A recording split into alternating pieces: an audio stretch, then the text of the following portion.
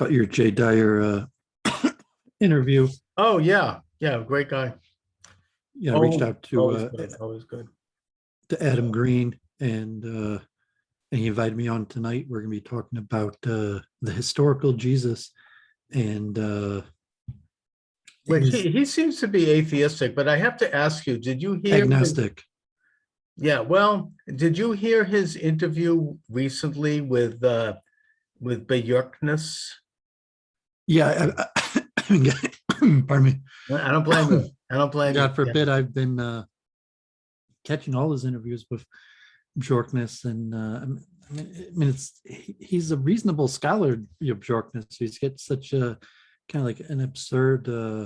It's almost like I felt like I was hallucinating. I could only get through about a third of it before I kind of dozed, but he is into some, I mean, almost this entire self-absorbed hagiography regarding Judaism. The one comment that kind of made me startle and suddenly wake up from a stupor was when he said that the Jews worship the moon because we have a lunar calendar. This stuff is crackpot, nutball. I'm sorry, but no, we don't worship the moon. We worship God. And we only worship, I mean, the first two, tenets of the 10 Commandments. I am the Lord your God, and you shall worship no one before me. I mean, I don't know what planet he's on, but what's the deal with him? I mean, how did he develop this morbid and rather twisted fascination with Judaism? I have no idea, honestly. Like, I don't know his bio. I know I think he said he had like a Jewish grandfather that abandoned him. I mean, God forbid. I mean, Okay. James Field, God forbid, the guy spending life in prison for Charlottesville also had a Jewish grandfather who, God forbid, killed his grandmother and then committed suicide. So he might have some sort of Animus.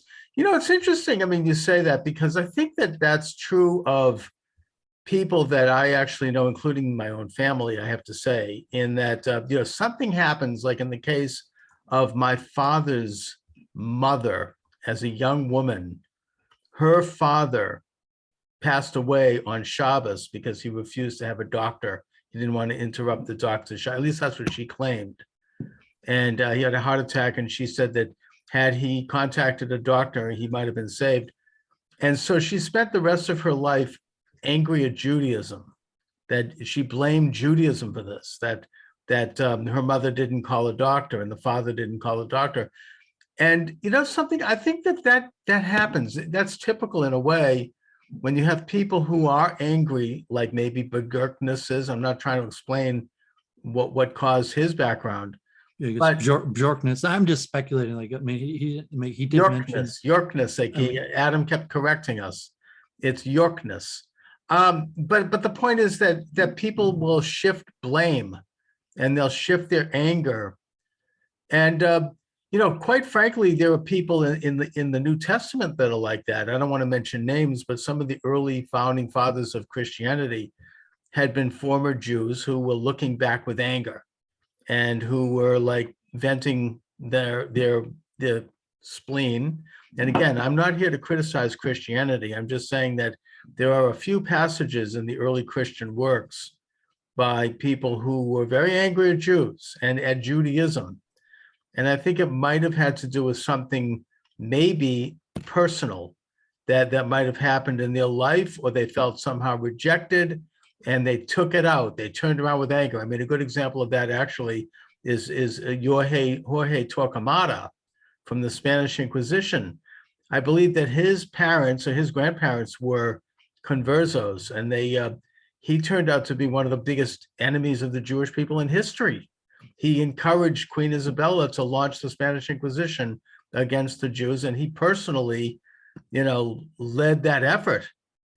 So, yeah, I mean, God forbid, a lot of speculation also about Hitler like that. And it's like Adam Green. I mean, obviously, he was on our show a few weeks ago. I'm going to speak to him tonight. Does not appear to have any personal animus, and put him more into a conspiracy theorist. And he's actually relatively friendly and nice with Jews, and even kind of like wants to question us and understand, but looks at openly in conspiracies, largely based on his research. That Yeah, I one don't thing sense that he's I agree with you, David. I don't sense that he has any personal anger at Judaism. He's just into, at some point in his research, he embraced anti-Jewish conspiracy theories. Does his he main have Jewish, conspiracy is is he actually Jewish? quite grounded. Does he have a Jewish background? No, he said he had no Jewish No background. His Jewish parents background were whatsoever. Christian, like a Church of Christ. I'm not sure if there was like a evangelical group. He said his parents never Okay. said anything anti-Semitic, harbored any anti-Semitic feelings. Still, relatively devout Christians. He had a Jewish girlfriend at one point, and he didn't even say any specific problems like that. He God also forbid, seems to have a slightly anti-Christian conspiratorial view. but And his main, I think he's actually more anti-Christian than Jew. I just mentioned like the God forbid the Poway shooter also, relatively had a normal family background and then became radicalized through his own research. There was recent um, research, I forget which Jewish group, that actually you find more anti-Semitism among educated people because they're more likely to have read historic literature that they see famous people from hundreds of years ago were relatively quite anti-Semitic. Like these days, E. Michael Jones might be one of the people more out there saying extreme things that would be considered anti-Semitic, but relatively E. Michael Jones before Vatican II is just saying probably what people 70 years ago, what half of a Catholics segment felt. of them said, yeah. Well, it was actually the mainline doctrine. So Right, I well, think we although it's became never fully society, embraced. at least in America's, became very philo-Semitic, and so people who read books, like pre-Vatican II, you famous scholars, Roman stuff, that there's actually more educated people to take a negative take. So Adam Green's main thing, he has basic conspiracy theories about Jewish power pushing Western civilization and kind of like anti-white conspiracy theories. But I think his main conspiracy theory, at least in the last year or so, that he's pushing is not a new one. Saying comes from ancient Roman times through Europe, still popular today, is that Christianity is a fraud. He'll use the word psyop. It is a Or Judaizing. it's Yeah. a Jewish psyop that Right. basically that Christians are being duped Well, that was the main by position. Jews, and saying That was the there's main nothing new position. about that conspiracy. No, it was the theory. main position of the Nazis. Now, it even existed in Tacitus in Roman times. oh, I don't doubt it. I mean, well, Also in the Nazis, Tacitus was one of he their didn't main understand positions the till difference. He they thought that the early Christians were Jews. I mean, they didn't. This is before the formation. But and also with Adam Green, I'll just say one more thing. His introduction music and graphics, it looks a little on the Aryan side to me. Not Aryan as in Nazi, but it's kind of like Norse looking. I mean, he has like Odin. Well, he is Nordic. He did a blood test. Okay. All right. He's got some English, Irish, Nordic blood. And it's all like right. Well, I just wonder if that might not be an atheist. He's a rejecter of the Abrahamic God, but he's agnostic to God and spiritual power. But he's not an Odinist, is he? I think he says agnostic that he okay.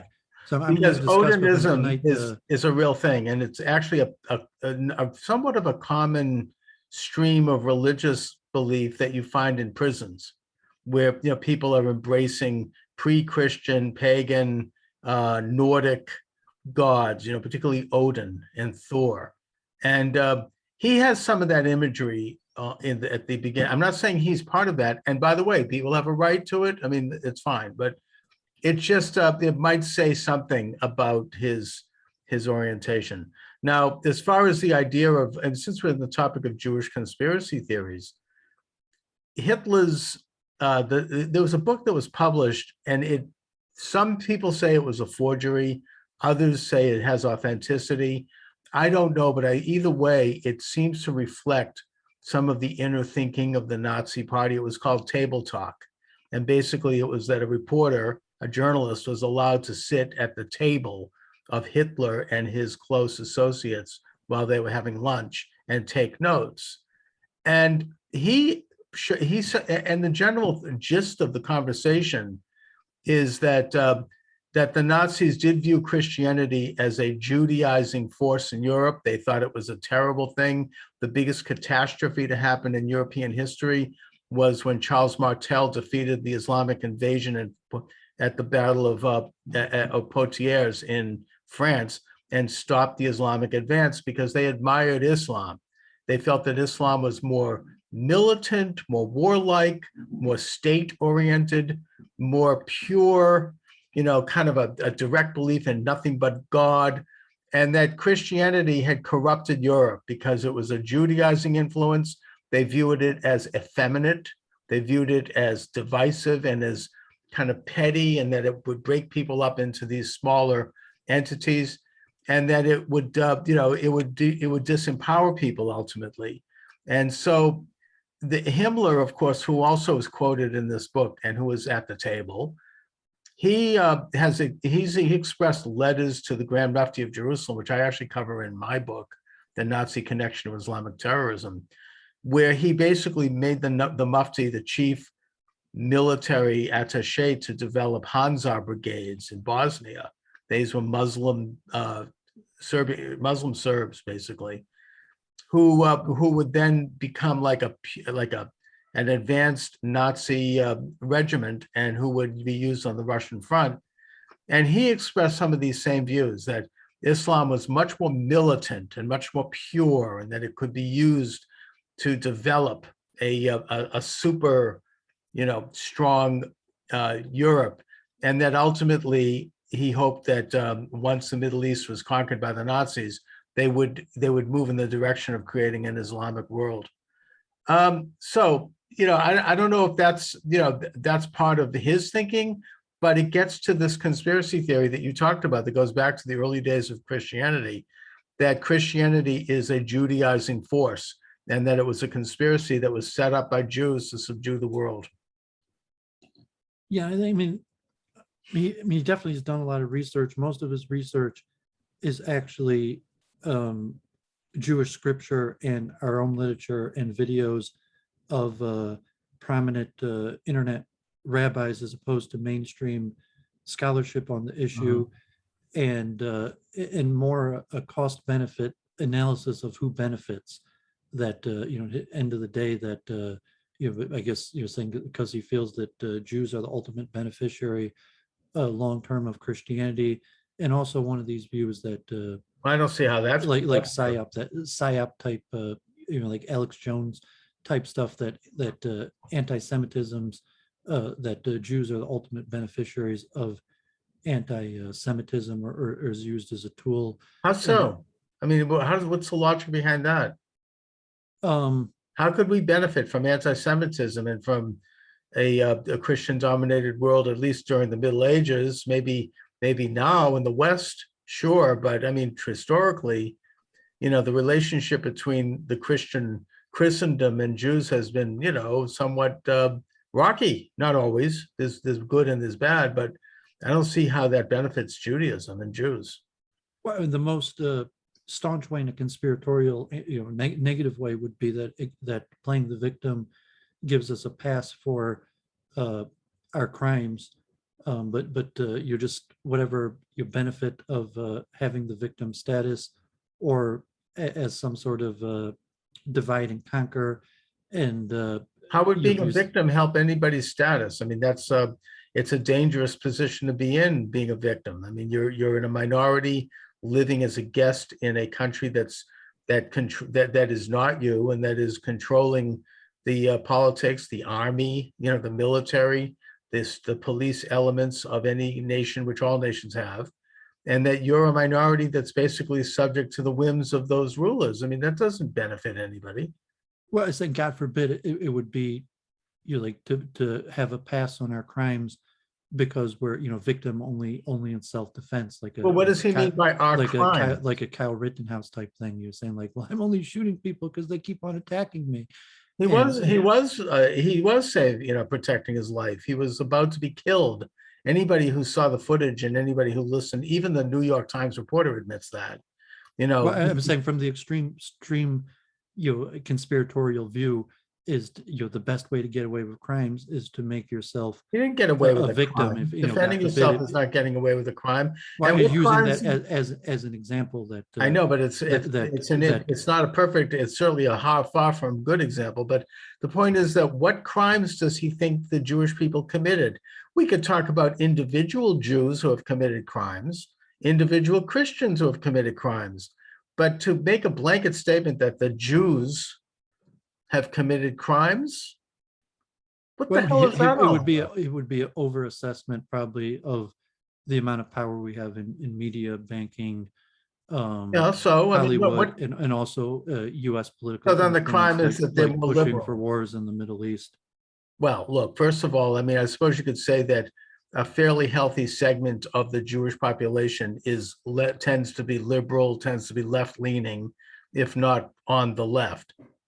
And if you want to say that's a crime, I actually might understand that, but it's not unique to Judaism. You have just as many people on the left who are Christians and who are atheists and who are Muslims and who are everyone else. It's not something that's Well, a Jewish thing. compare like Elie Wiesel to, I mean, he didn't use the example. I'm just thinking his top of my head, like compare Elie Wiesel to, someone else that might, that spent decades of his life, call it advocating for war against Iran, but because he's a prominent, Holocaust survivor, Right. talking about the horrors that happened in Europe, he's considered largely a humanitarian, even though he dedicated the last, decade or so of his life, trying to convince Western powers to take action against Iran. If you compare it to like Mike Pompeo or something like that, like a Christian who's advocating for military action in the Middle East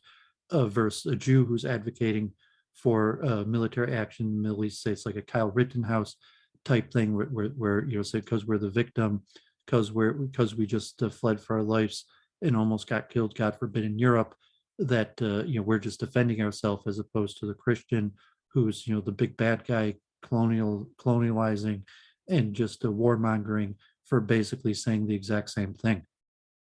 Well, look, I mean, this is the very thing I've heard E. Michael Jones talk about and said it on my own show. I mean, that he claims that he got involved with anti-Jewish thinking because he saw the neocons around George W. Bush pushing the United States into a war with Iraq, and that he noticed that a good number of these neocons happen to have Jewish backgrounds. I don't know if they're necessarily Jewish, but they're people like the Wolfowitz and all of them, and that he came to the conclusion that they were the primary drivers behind getting the United States in that war, and that they were controlling the non-Jewish people who wanted to also get in that war, like Dick Cheney and Donald Rumsfeld. Well, without the conspiratorial of like controlling or influence power, just look at the general sentiment towards Dick Cheney or Rumsfeld versus a Jewish counterpart, maybe like Netanyahu, and say that Netanyahu is not seen. I mean, he is to many, but because he's a victim, because he's a descendant of Holocaust survivors, founding Zionists, facing threats, that he's viewed more sympathetically than Cheney or Rumsfeld. That the being a victim not Jewish plays beneficially to the Jewish person who's basically well, look, you can say that there are Rumsfeld or Cheney. I know, and you could say that there were a clique of Jewish leaders and thinkers who were pro-war. There were also major Jewish leaders and thinkers who were anti-war. The Jews were also the leaders. Well, just compare straight up Netanyahu, Sharon, any of the Israeli prime ministers. Well, Israel, so that's a different story. To Cheney or Rumsfeld, that relatively there was or even like Mike Pompeo to to a modern Israeli leader, that generally the Israeli leaders are looked upon positively in American culture, and the Christian Republicans are looked at negatively in American culture, even though they advocated and basically did the exact same actions. Well, yeah, but there's a whole different ball of wax there. Israel is not interested in having wars.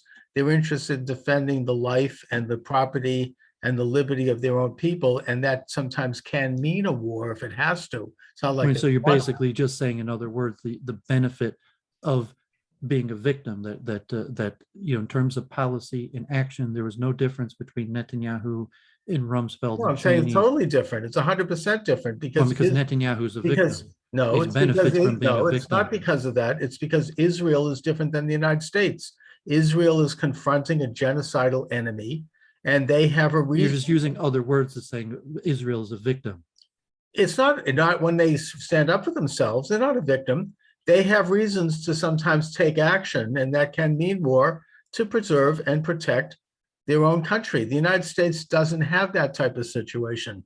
We don't need to get involved in these wars. Right now, there's clamor on the part of Yeah, I Biden agree, but it's saying to go to war essentially you're against saying that Ukraine. I mean, United States what the and hell? white American Christian males are not victims, as No, I'm opposed to saying that the Israelis and United Jews States, the are Republic, victims. no, I'm saying that the United States, a republic of 50 states, does not face that kind of a threat. Israel They're not does. victims. I mean, that's basically Not what you're saying. I Israel's don't know not a why victim. you're. I'm not saying Israel's a victim, quite the opposite. Israel is dealing with a different set of circumstances where they have to be, I would say they are a victim. Israel was a they are victim not of a Scud victim. missiles launched from There, Saddam yeah, Hussein there was a into war Israel. and Israel Israel's a fought, and Israel victim fought back. of many attacks, Of probably wars, and then directed they and fight funded back. by Iran. Yeah, the victim is the wrong word for it. Israel is in a state of war. And that's why, the Israelis and the elites have to think in a way that deals with their own unique circumstance. The United So that's why I States say it's isn't. like Kyle Rittenhouse. The dude just hit the guy with It has nothing to do with well, I'm saying the dude just hit a guy with a skateboard and he killed him with a gun. But you say, okay, but he was he could have been a victim if he had not killed and stopped those people from who were probably going to kill him. And anybody who is reasonable can look at that thing with any sense of objectivity, including the New York Times reporter who attended that trial and who talked with Michael Barbaro on the New York Times podcast and really did a pretty balanced job. Said that anybody who observed that situation could see that he was defending his life. He was not a victim because he stopped them from killing him. Now, Israel is not a victim either because it stops its enemies from turning it into a victim. It's a matter of self-defense. The United States, on the other hand, Canada isn't sending suicide bombers over to kill Americans. We don't have that kind of a situation here, at least not yet. Hopefully not. I'm familiar. I mean, you're just giving the Hasbora, and I'm not necessarily agreeing. I'm just explaining his point. And and I would say probably 20% of Americans probably largely agree with Adam Green on that point. I mean, what I told and Adam Green's point that the American Jewish leadership was kind of neocon, they were pro-war. Benefits from the victim. I think there's some truth to that. It's even an ADL. There were these two. I forget the ADL question on this survey, but yeah, I think it's an ADL question that like 20-30% of Americans. I agree. Yes, that's right. Look, there was those two professors at Harvard. Was it Mearson and someone? They were very controversial. They released a book that was widely criticized in the Jewish world, where they basically pointed this out. They said that the Jewish lobby, if you will, the Israeli lobby, wanted the United States to get involved in the war against Iraq for their own reasons, because they felt threatened by Iraq. I don't think there's any question about that. And I don't think it's right. I don't think the United States should have listened. But it doesn't mean that Judaism is into war. And it didn't mean that most Jews necessarily agreed with that. In fact, Jews were also at the forefront of the peace movement. If you take a look at the International Answer, which was a far left-wing group, but nevertheless was anti-war, anti-Iraq, you have Jews at the top level of that as well. And I think that the average Jew, the synagogue Jew who lives in the community, they weren't necessarily in favor of that war. There were a handful of neocons, people who had formerly been Trotskyites, like Wolfowitz, who were pushing for war. And they were accompanied by a group of non-Jewish, neocons, and including some Catholic neocons, as I pointed out to E. Michael Jones when he brought this up. And he sheepishly agreed with me that, you had, I think, Novak and several others who were Catholic thinkers who were pushing for war in Iraq. So, this isn't, the kind of thing, Israel might have had its strategic reasons for wanting to confront Saddam Hussein. It turns out they were wrong, I think. But either way, they had their reasons for it. And yeah, they probably lobbied the United States to come in and help. They shouldn't have. The United States. Well, his point was about Christianity, and saying he didn't phrase it, but you could phrase it from a leftist type way too. That Jews get all of the advantages of being white, and at the same time are protected minority status because we're a historical minority and victim. So that on the left, the same. Well, the whole victimology intersectionality argument could be phrased in the same way. That's okay. We benefit from Christian persecution because it makes us a protected minority where we could have. Who's not looking for protection? I mean, we could have law and order. So to say the full benefits of being white Americans. No, that might be a tactic. Victim status. So, but I'll give you this. I mean, that might be a tactic of some of the Jewish Federation, the Hasbara, as you call it, the ADL and them, but it's not necessarily because they're Jewish. It's because they're left-wingers and because they are into this whole victimology. Everybody has to prove that they have some kind of a victim status. I mean, if you take a look, for example, and this is maybe a cult. Get the best of both worlds, so to say. Well, anybody who gets through being a victim. Anyone, that's why everybody seeks that. If you take a look, for example, and it's maybe a cultural, slice of examination, college applications by high school students, you have to write an essay. Something like, I don't know if it's true now, but something like 90, and I've talked to a number of people who are involved with college admissions in this regard. I actually went through this myself with family members. 90% of those essays are how that student was a victim somehow, whatever it was, because of their minority status, because they had a health problem, because their father declared bankruptcy, because they fell on their bicycle when they were a teenager, because they had a mental or emotional thing that happened, something happened. Somehow or other, they conjured up some sort of a victimology. And it was almost a rite of passage in order to get into college. Almost every one of them would some kind of a tie-in with victimology. We're talking about a trend in American society where this is seen as a glorification. I mean, Howard Stern made up a whole thing in his book. He was a victim of some kind of a disorder where he would be nuts. He could only walk not on the cracks when he walked down the street, or he would only step on the left. He would always turn the left, not right, when he would make a turn. And this weird thing he made up in one of his books, because he had to have something to talk about. Otherwise, you're almost invisible. You have to show that something happened, that you were downtrodden, and that you had to, fight against this unfairness, and that how you overcame it, or how you learned to cope with it. And now you're on a crusade to stamp it out. This is it's kind of more of a reflection of the American zeitgeist. Now, yes, the Jewish establishment, the ADL, they're totally into this. And, not just for Jews either, by the way. This is an entire mindset. And I would suggest it's a part of the left-wing indoctrination that goes back to the Frankfurt School and in this country, and that it's destructive. It's not something that reflects. I mean, the Jewish ethos is not that at all. The Jewish ethos is self-reliance, belief in a God over man, a belief in, family and in education and independence. It's not, if anything, we've survived because we're not victims. So anyway, what else is happening? Now that I've got off my soapbox. Yeah, I mean, you're kind of arguing irrelevant. I was just trying to explain. Yeah, no, I get it. What his view was, and then you just put yourself to preach why you think he's wrong. Right. Yeah. Well, that's why I do a show to it.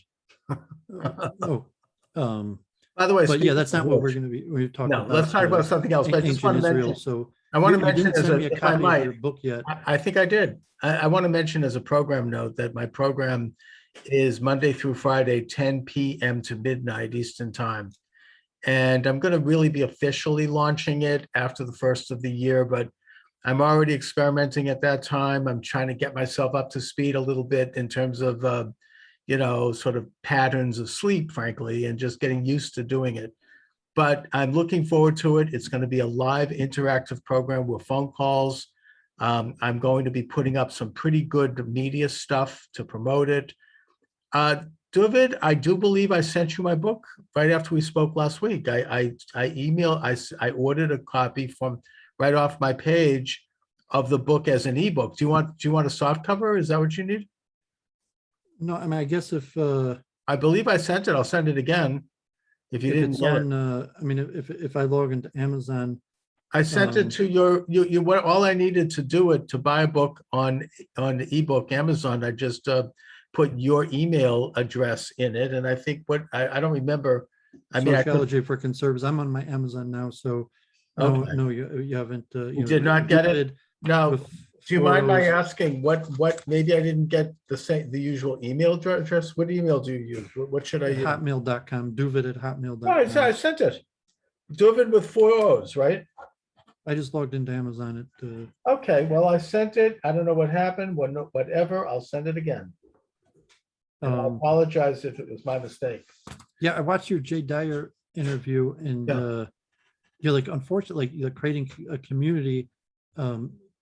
You need to be able to crowdsource information. So I was in the chat, and Jay Dyer was on Politically Provoked a few like a week or so ago, and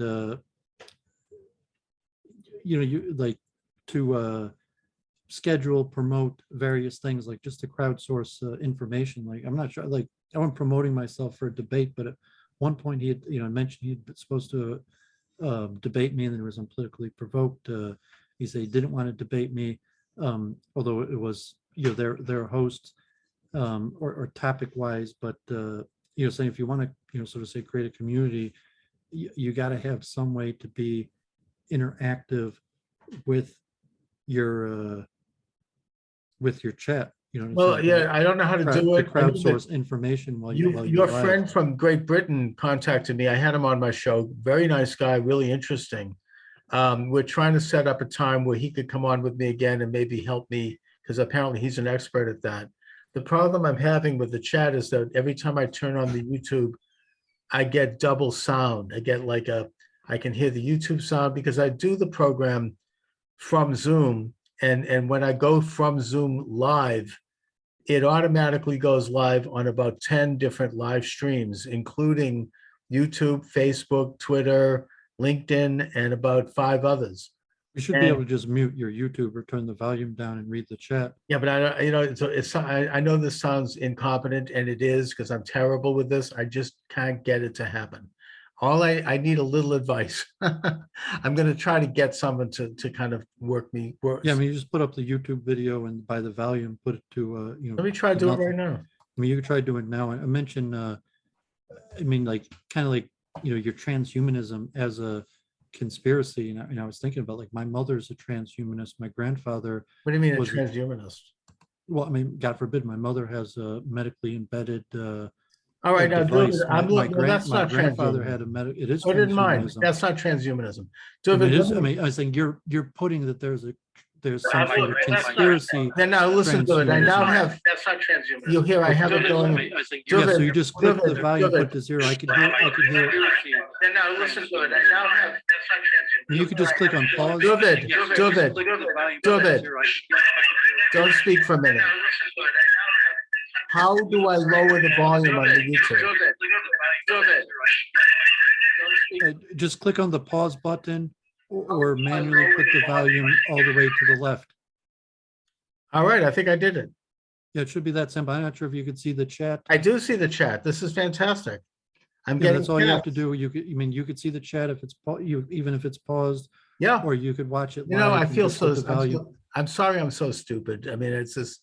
But yet I am seeing the chat. I'm getting chats from Half Galician. You need a series of topics and then do 10 minutes on each. Thank you. And people. Well, I mean, especially when you're doing your call-in, or just you, because like most people aren't going to call in. They want to just type in the chat. So I mean, definitely when you're just talking yourself, the chat is much more important than when you have a guest. Okay, well, let me just mention, since I'm looking at the chat now on YouTube, you're welcome to chat and I will respond if you have something interesting to say, as long as it's within, obviously within community standards. Send it on down. You can chat away on YouTube. We're now live on YouTube and I'm watching it in real time. Okay, So, that solves I mean, that problem. I mean, if you're defining transhumanism in a way, I mean, generally transhumanism is just the combination of technology and the human body in such a way that when you're saying no, look on Wikipedia, you're wrong. The pacemaker is transhumanism. Of course it is. My uncle had a pacemaker. People so that's transhumanism. No, it's not transhumanism. It is transhumanism. You could make a separate definition of the extreme of it. I'm about to. Is transhumanism. Having a like a transplanted organ or having something, you know, transplanted.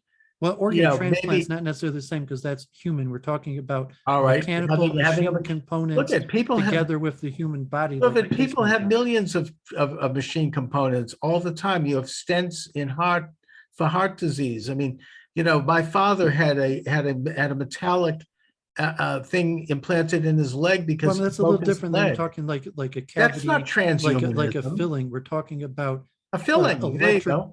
You're talking about an electric device like a pacemaker. You're not talking about a stent, David, look, which is just something you're talking about. I think you're using electronically controlled by the computer that causes an enhancement in human performance, which there's countless medical devices there's on the market like a pacemaker. No, the entire prosthetic industry has done an incredible job. Okay, but if you're talking about just something surgical, like God forbid a filling or a stent, that's not a computer embedded enhancement device. You're giving me, you're probably technically accurate and you're getting. I looked it up before the show. All right, good for you. Thank you for bringing it up. Transhumanism is just a combination of you're using a very literal and probably technically true definition of transhumanism. And when you say that, we could include people who have survived war injuries and have had prosthetics that have. I'm not talking about prosthetics because that's not. Because they have. That's not a computer device, and it's not performance.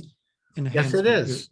No, you have computer. Okay, I mean, if you want to include prosthetics, you can, but specifically referring to computer technology like a pacemaker that enhances the performance through some sort of computer, as opposed to like a prosthetic, a stent, or a filling that is just inserted into the body and doesn't exhibit any control over the body. A pacemaker is a device that actually has a computer that enhances the performance of the heart. Technically, you're probably right if you want to define transhumanism as any kind of a device that's implanted that has a computer component in it. That's obviously, performance enhancing. Sure, of course. I mean, like it saves your heart. Obviously, David, that is not what either I or Jay Dyer was talking about. That's not what Klaus Schwab was talking about at Davos. That is not what the International Economic Forum is talking about. It's not what Joe Allen talks about over at Steve Bannon's program. He's a great reporter who's done some very deep work on this. Check it out. We're talking about here a philosophical agenda that seeks to use such devices to create a new species of man. I didn't say, and by the way, neither did Jay when we were talking about this, that there aren't some very good uses of this technology. Of course there is. Saves a life. The vast majority of them are. Yeah, I mean, if you want to look at the market are medical, specifically for people who have suffered injuries and trying to get back up to normal. Yes, but David, as we said, I mean, obviously these things are used for good. Ones for people without injuries. It's the problem is that when in the hands of people beyond current ability are largely experimental. But I mean, even if you're talking about if there was created performance enhancing technologies, not for injured people, but for me or you, is something that would somehow just enhance our performance if it was mental or physical, versus some sort of agenda to I mean, so really you're talking about the conspiracy. So as That's opposed right. to separating. Now, by the way, I want to mention Half Galician has sent he says, my criticisms are meant to be constructive. Yeah, I know that. And I appreciate that. Thank you very much. No, I'm glad to have such criticism. It's helpful. David, obviously, I'm not talking about the literal use of these components, which are good. And I mentioned that on the show with Jay, as did he. We're talking here about a political and even, I would suggest, a religious agenda that's been promoted by such entities as the Kurzweil Institute at MIT and at other people. I actually have had some of those people on my show in the past who believe that these components can be used to create a new kind of a man, an evolved species, and who want to use them as a means to control people through devices that can be implanted that can do stuff like spy on you and control behavior. And that if you don't think that there is a real agenda around that, there's a whole industry around that. It's $1 billion industry. It's beyond just simply doing good things like helping somebody deal with heart disease. And, I mean, some companies and people already have embedded chips to deal with heart security disease and monitoring. Well, I mean, I'm not talking about for medical, but talking about security and monitoring. Even for that, like if you were very wealthy or had lots of property or security concerns, the guest is David, by the way. You would say like an embedded chip. I mean, if you're talking about changing the genetics and changing the species of that a person's children would not be their natural born children, but would have some sort of enhancement at birth, as opposed to a grown adult of their own free will going through some sort of procedure, not even like performance enhancement, but just having like a security chip, like that you don't need a credit card or keys or identification anymore. Yeah, that's right. You'll just have a chip in somewhere embedded that will verify to the computer who and where you are at all times, and that already exists. It's on the free market. I'm not sure the exact regulations, but I mean, you could pop on YouTube. You could see people I think that they've been experimenting with it. They've been experimenting with it in Sweden, I understand, and I think that that's something that is troubling. I mean, look, I'm not Christian, but I do think that it's not a conspiracy. You're talking the mark of the beast as described. I mean, if you're talking about mandatory or changing all humans, or if you're talking like some fair play that someone. David, I'm against anything that allows somebody to monitor by force and even voluntarily, your actions. I mean, this is why I'm against a cashless society. Monitor themselves. It's saying like, why should I? Well, we all monitor ourselves. If I want to get a chip, I'm going to get a chip. I'm not going to ask you for permission. Yeah, but the point is that if that chip can be monitored by some person or group of people outside of you, then you've lost freedom, and I'm against that. You have to maintain individual autonomy. Do it for some reason. If it was there's no military reason. Security, wealth protection. No, there's no reason. There's no reason for it. I mean, look, I get somebody who is doing a prison sentence and they're let out and they have to wear a bracelet. That's fine.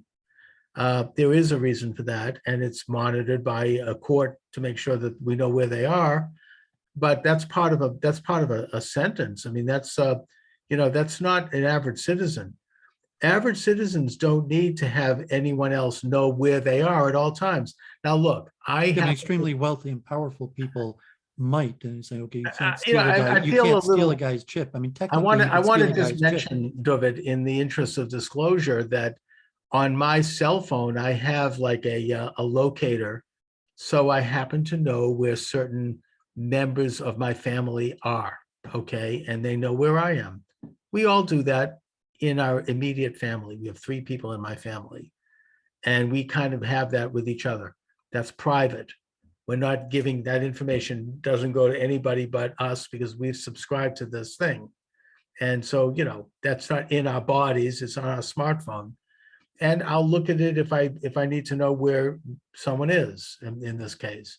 That's not a public matter. I mean, if that, it's I know exactly who has that and when, and I can shut it off. Someone is saying voluntarily that there would be many reasons why a person would want that for themselves. Saying between them and their security company, them and whatever reason, whoever they are self-selecting Yeah, but do if you have it implanted, I mean, it's one thing to put it on your smartphone. There's something a little bit more permanent about having it physically, implanted inside your body. I mean, it's a little different. And I do think that it gets into what the new book of Revelations talks about, the mark of the beast. Again, so that exists already. I mean, so you could look on YouTube. I know it exists and it's troubling, and we should report on it and we should expose it because I mean, I know they do this to dogs, right? They have chips that they put in a dog. I get that. But I'm an engineer, so I'm saying like this is just like I saw Jay Dyer was on Politically Provoked, and he was trans like dog. the internet of things and industrial revolution 4.0. And I've been to these conferences and like I've seen this stuff, and yeah, that's the direction of smart cities all over the world, to have embedded devices, basically all electrical people should reject gadgets. It.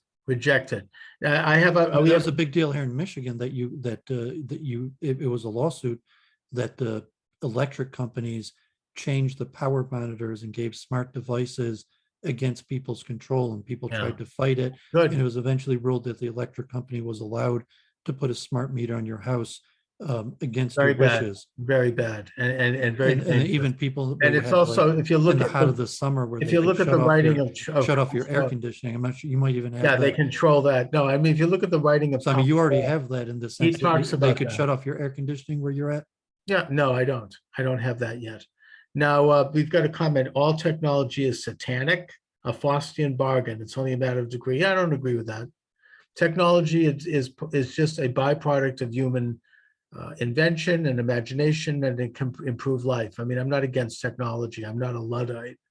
I just think that it's, one of the things, it's sort of like anything else, it has to have a social content and it has to be balanced by rights. And one of the most basic human rights is the right to property.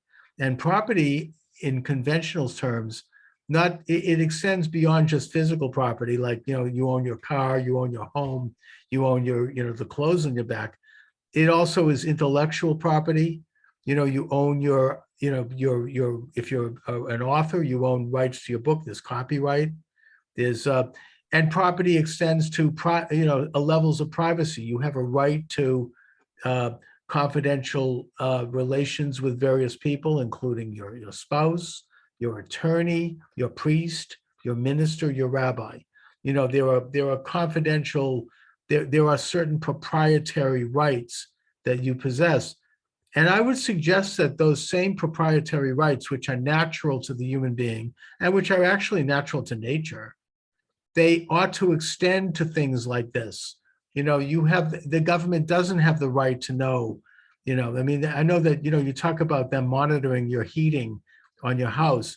There's part of the new infrastructure bill that's going to put such a, the computer of things, the Internet of Things in your car. It's going to say where you're going. It's going to monitor your mileage. And all devices, basically all electrical devices will send a signal that give the data about that signal, largely for energy efficiency, but also for monitoring purposes, and there could be security. But the biggest push it does matter. Satanic for energy efficiency. Yeah, but David, we have to stand up against that. That is none of the government's business. No, I'm a civil engineer. I'm not talking about. The government's not the one doing it. I mean, the infrastructure bill. I've been going to these conferences. It is the government. The infrastructure. Well, no, I'm saying the government. The government's decades behind. Saying that the higher level companies have already been doing this and already have the technology. I mean, really, the Siemens. We have to stand up against. God forbid, the first time I went to the Siemens conference, I looked in my history books. I saw Siemens was the company that made the electric fences for the gas chambers. But I mean, they were a Nazi company, supported by. I mean, and they're also big in Israel, a big company today. But they already have the technology. They make factories and look, David, there's technology probably to clone people. If you were a landlord and you were building a state-of-the-art building, you would want Internet of Things, unquestionably. If you were a manufacturer and you were building a new factory that had all of the top inventions, technology of the day, you would include in Internet of Things. You would unquestionably. include it, but the problem is that to implement those And things, it's ahead of government regulations, talking you about have to corporations have that have private been doing this protection. decades before the government. No, I'm sure, I don't doubt they have the ability to do it. But I mean, it's already current technology. Yeah, I'm sure it is. But I the mean, point is that's why that, Biden wants to give away money to upgrade that technology oh yeah, no, I don't doubt it. to the greater purpose. But I was saying like the top manufacturers have been already using this for like a decade. They probably even longer. The problem is, though, that it has to have a proprietary element to it. There has to be a transaction, and that transaction has to be done in the open with the full conscious knowledge of the person receiving that. You I can't mean, put even that on modern day appliances, if you go to get a new dishwasher, washing machine, oven, right. like Internet of Things. I Energy get it. Star ratings, Yeah. they have these chips and saying it has I mean, some of them have the chips. The better, more expensive ones have these Internet of Things chips I mean, so if you had a modern day house where you could have a central controller and a remote control that controlled every single device No, David, I from a get that, and I'm not against that. But the problem is, it has to be proprietary. It has to be property. It has to be something that you decide to have, and if you do, you control. It can't have, we could. I mean, but you don't feel that way about a cybernetically embedded chip. yes, I do. I mean, And that's so a personal that choice. if someone personally decided that they want a chip for their own security reasons, you think they should have the Inside their right. body, yeah, ultimately, yes. If they really want that, they should have it. I would Did you look discourage into the it. regulations? I mean, I I mean, I would didn't get your discourage them book yet, from but on getting it. like pacemakers, I don't know what type of paperwork or government that, life extending Those are technology that's fine. within transhumanism, Not what transhuman, type of paper, well, I mean, it is technically transhumanism. And technically. it does Technically. extend life by, I mean, saying if your father or Technically, it uncle doesn't, it's had not one like of an those, it attempt to probably create a new extended his life, species. 10 years. It probably gave your Sure. family And that's a member. great thing. No, and that's a great thing. But I mean, I'm not sure, I mean, what type of I'm talking paperwork about, they I'm, had to file with the I'm talking government about in world order order to do it people. or register. Well, and they should, and they chose to have it done. They signed documents. They took responsibility I for mean, it. They this is moved. current legality. So whenever they came up with these pacemaker technologies, I'm not sure the current regulation, but it'd be something to look into. Look, if somebody gets a pacemaker, they know what they're getting. They sign a document. They own it. It's like buying a hubcap to your car. You choose it, and it does what it does. I'm talking about a world order agenda that seeks to create a new species of human being. I'm talking about those who want to deprive individuals of their freedom. The transhuman movement Well, that's seeks to conspiracy. You're replace. saying that It's not that's conspiracy. conspiracy. You're No, it's talking about not people who want to conspiracy theory. control the I'm talking direction about fact. of the human future. I'm talking about factual organizations with a lot of money going into it, including over here at MIT, that are looking into this very agenda, that they want to create an international one world brain, that they believe, and they've been talking about this, and this is Jay Dyer brought this up as well, that they've been talking about the computer having consciousness and having a brain and having the ability to reason and to basically automize human life to the point where there's no human input at all. This is the same agenda that every generation has dealt with of people who are trying to use technologies of their day to control the planet and to turn the world into an ant colony. And that's the agenda, not the actual technology itself. Look, the actual technology itself, nuclear technology, can be used for very good purposes, right? Could also be used to drop a bomb on Hiroshima. I'm just What saying it happens when depends on what we're what talking. happens when there's intellectual enhancement chips that are open market, and whether it's $1 million, $100,000, they get down to $10,000. And when your kid's going up through school and there's some sort of A chip that will make them intellectual smarter. I get it. enhancement performance and it works, No, that then the that's going kid to who be, has it is something. I'm smarter sure that and a lot has of better people are going to. performance. Yeah, a lot of people are going to want it, and it's going to be a very bad thing. It's going to be an end to freedom. But yeah, I get it. A lot of people are going to want that, just like people get like a supplement that they think is going to help them lose weight while they sleep. We all Well, I want mean, to have why it. is you're saying We it's a want to have bad something thing? that's going to improve in an easy way. I'm not saying it's a bad thing. I'm saying it's a dangerous thing, and it's something that could be used for bad purposes.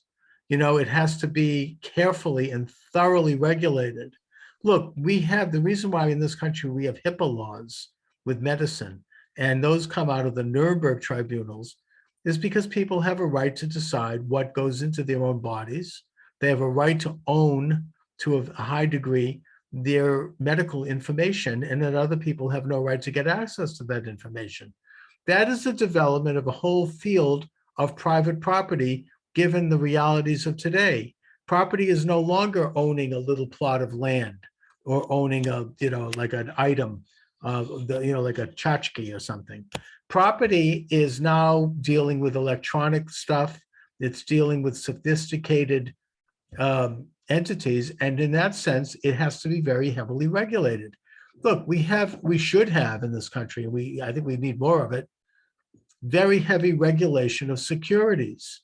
Germany does this, and they protect their citizens because when you buy certain securities, you invest money into like mutual funds and stuff like that. It's a very complicated world. It's much too complicated for 99% of us to understand and to see what's going on. So the government comes in and they regulate it, and they make sure that it's monitored very closely so that people don't get ripped off. Same thing with all of this technology. Yes, the technology itself can be used for good purposes and should be, but it has to be heavily regulated to protect the individual and the individual freedom. There's a social side to it. There's a social side to nuclear. Nuclear technology can do a lot of incredibly good things. Apparently, it can cure cancers if used properly. But at the same time, do we want to have our neighbor have a nuclear bomb in their backyard? I'm just saying, these things need regulation. Excuse me. Yeah, I'm not, I mean, you're supposed to be a conservative. I'm not sure, regulation. Maybe I'm not a libertarian conservative on this. You're right. I do believe government has a role. I think that, look, I'm also not a complete free market economist advocate either. I believe I support it or talking about, but is there some sort of central authority to regulate it, or that central authority? Elected government. Yeah, elected government, elected to represent us at the state level and at the federal level and at the local level. We elect people to do that kind of regulation. It has to be done in the open with a vote and with people participating in the form of hearings. And it has to be done using our democratic system. I'm an institutionalist in that way. I think that in a way, the transhumanist agenda seeks to transfer those powers away from people and turn it over to this technological monster, this brain, this Frankensteinian-like thing that's going to make decisions and do stuff that we can't control anymore. That's what, look at Mary Shelley, the author of Frankenstein, warned us about this and what could happen. She was involved with the sort of the transhuman movement of her day.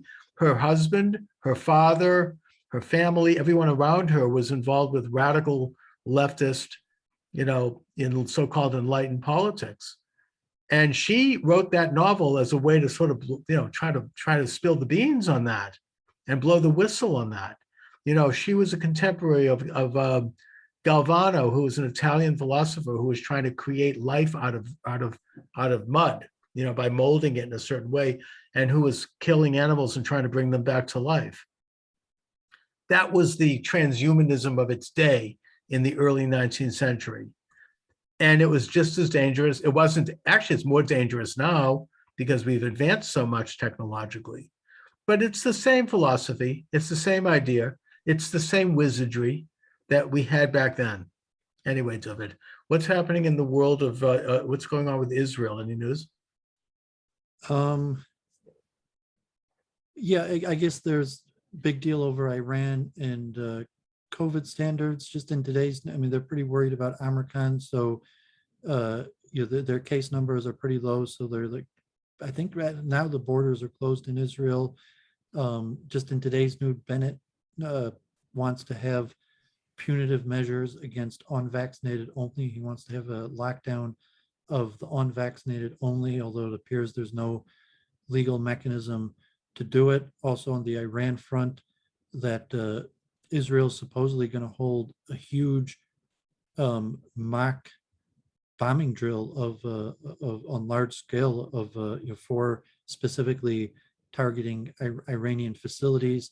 There was news about some sort of sabotage of in the last few weeks or coming out of an Iranian facility that you basically turning out it was Israel, and then God forbid there was like a police early this last week a Orthodox Jewish man just praying in the old city Jerusalem walking home was stabbed basically out of nothing, but there've been a few stabbing attacks increased or in the last week. But this one the guy looked like he, after the police came, he tried to stab one of the border police officers. He got shot, and then after he was laying down shot, the police officers from a good 10-15 feet away fired another 2 times and killed him. He's already been cleared by the Israeli authorities, but there was international or even internal dispute in Israel about possible post once the guy was laying there already shot, that he was somewhat executed without posing a threat to anybody, although the border police in that case have already been completely cleared. So in the international press and some of the coalition, that's been news in Israel this week.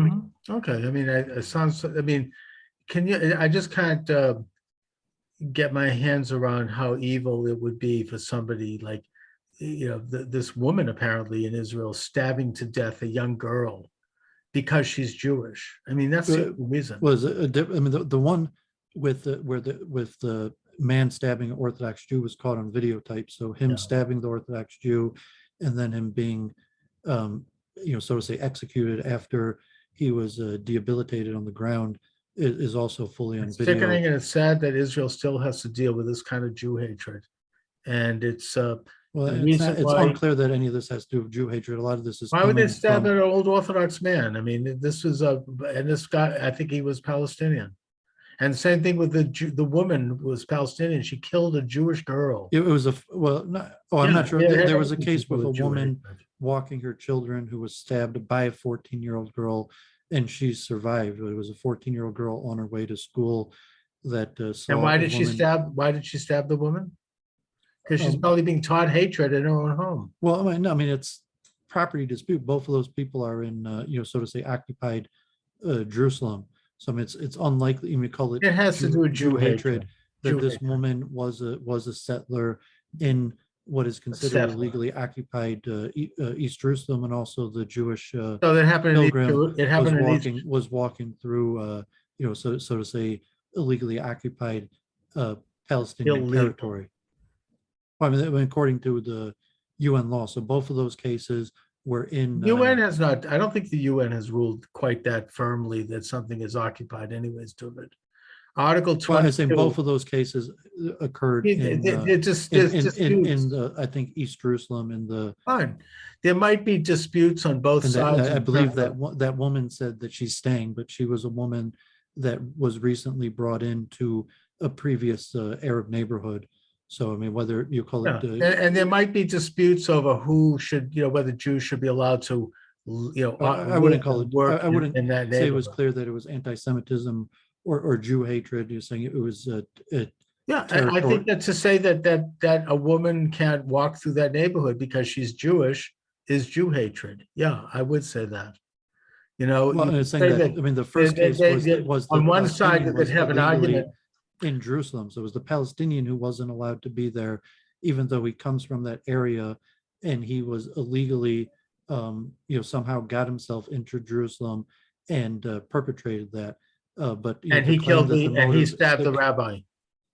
Well, I don't know if he's a rabbi, just an Orthodox. The Orthodox pilgrim. But I mean, to say that you call it Jew hatred, but I'm saying it's clearly both of those cases are clearly directly related to the ongoing Israeli-Palestinian conflict, and it's unclear Fine. whether it's some sort of To respond to a dispute over, anti-Semitism or something. yeah, that to it was, respond to a dispute over whether or not somebody's squatting on some land or whatnot, or if they're arguing over living in a house, that's fine. I mean, those things can be. when we're talking about someone who's already been removed from the land, isn't allowed to come there, and illegally came back specifically to carry out a terrorist action. He was removed from, who was this? What land was that guy removed from? But he was probably a former Jerusalem resident that was pushed into the I West didn't know Bank of that. I Gaza, and then wasn't Yeah, allowed to I have no return. idea that what Well, I that. would say in the that's news story, this was a man who spent a year in prison, and he had illegally went from either the West Bank into Jerusalem. Somehow he had. So you're saying that he was evicted from Jerusalem because he was an Arab? Is that what you're saying?